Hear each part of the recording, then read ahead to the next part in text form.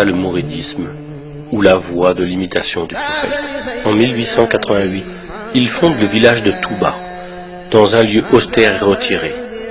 De plus en plus de monde vint vers lui, mais les colonisateurs de l'époque ne voyaient pas les attroupements d'un bon œil.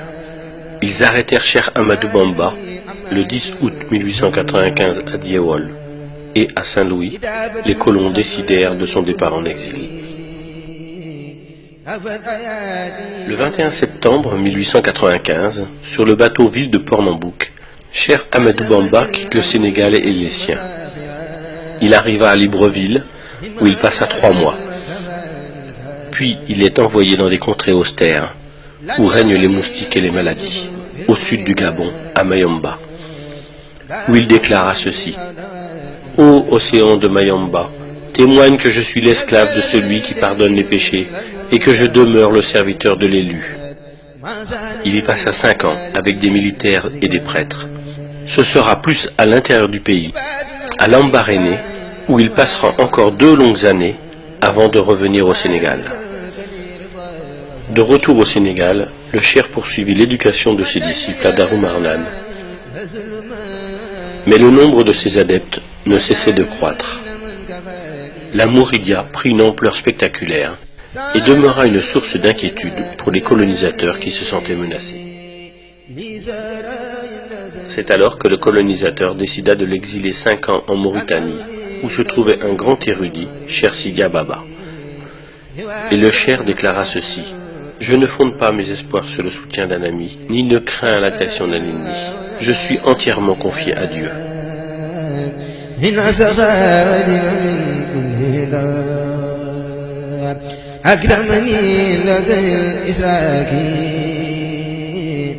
De retour au Sénégal, Cheikh Ahmadou Bamba est assigné à résidence à Thiéyène.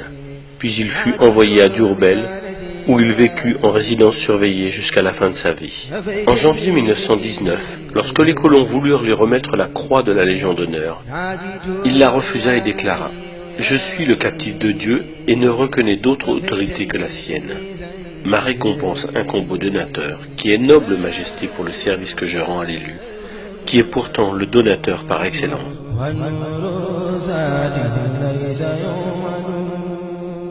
En novembre 1925, Cheikh Ahmadou Bamba demande aux autorités coloniales une autorisation de construire une mosquée à Touba.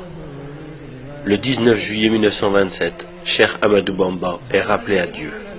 Le conseil de famille désigna Cheikh Mouhamadou Moustapha, fils aîné du cheikh, pour la succession de son père.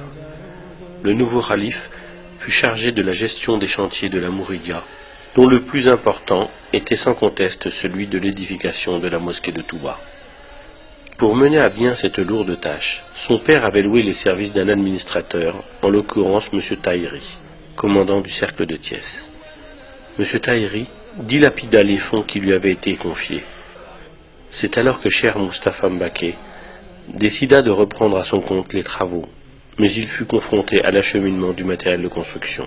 En effet, le matériel lourd ne pouvant se porter à tête d'homme ni à dos d'animal. La construction du chemin de fer était devenue un impératif pour la communauté mouride.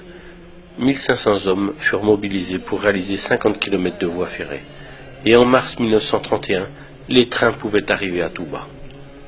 Ainsi, les travaux de la grande mosquée se sont déroulés sans arrêt de 1932 à 1939. Mais la Seconde Guerre mondiale éclata et le 1er septembre 1939, Cheikh Moustapha fit arrêter les travaux. La mosquée avait pris de la hauteur. Les esquisses des minarets étaient sorties. 3000 hommes marchaient à pied pour acheminer les pierres de la carrière de Ndok. En 1945, Cheikh Moustapha s'éteignit à Touba, laissant derrière lui une communauté meurtrie mais très soudée. En 1949, les travaux reprirent, et les mourides sont ainsi parvenus à ériger la grande mosquée dans un impressionnant travail de fourmi qui actuellement leur vaut cette hargne, cette bravoure, ce sens de la générosité et du sacrifice, mais aussi de l'efficacité dans le travail. La mosquée fut inaugurée par Cheikh Mohamed Fadel Mbaké, alors deuxième khalife. La ville de Touba est devenue aujourd'hui une grande cité religieuse. Dans la vision de Cheikh Ahmadou Bamba, Touba devrait réunir les conditions idéales pour répondre aux besoins nécessaires, aussi bien de la vie spirituelle que de la vie temporelle. Alors, animé par sa conviction que seul Dieu pouvait lui accorder sa faveur de venir à Touba, il s'est adressé à lui sous forme de prière, et c'est uniquement à ce sujet qu'il a écrit son livre intitulé Matlaboul Fawzaini, c'est-à-dire Quête de la double réussite. Il adressa à Dieu ses prières qui se réalisèrent, où il disait « Absous les volontaires qui ont bâti l'édifice si élevé de ma demeure, la cité bénite de Touba, de leurs péchés du passé et de l'avenir. Fais que cette cité soit un lieu d'adoration de Dieu le miséricordieux et de rejet de Satan le banni.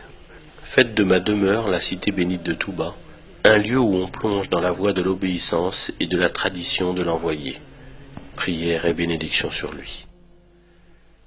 Convaincu que la connaissance de la science islamique est la voie royale qui permet d'accéder à la meilleure place dans la vie spirituelle, il s'adressa à Dieu et dit « Fais que cette cité soit un réceptacle d'enseignement, un lieu de méditation et d'entendement.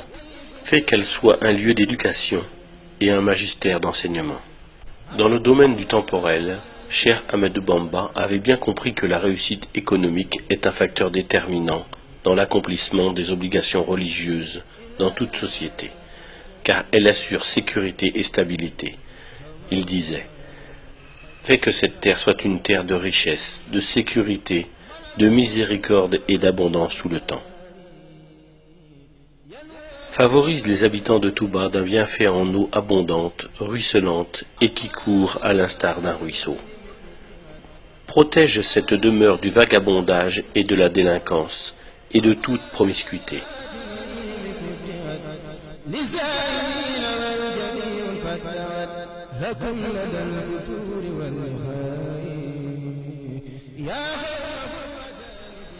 À Touba, l'alcool et toutes sortes de drogues, ainsi que l'indécence, sont interdits.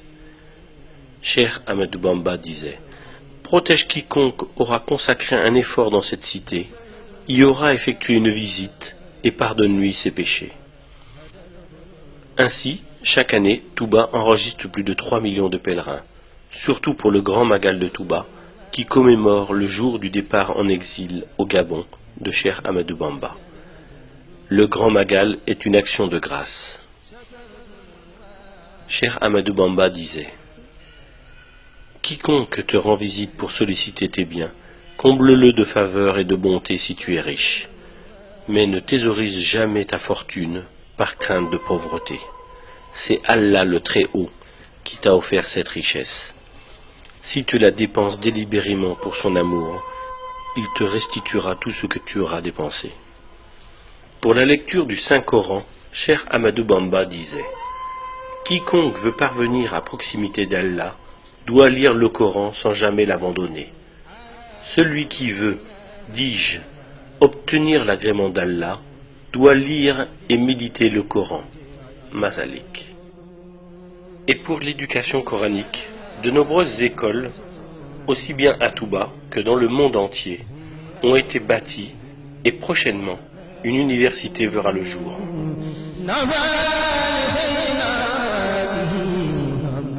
Les mausolées des grands dignitaires mourides sont souvent au pied de la mosquée.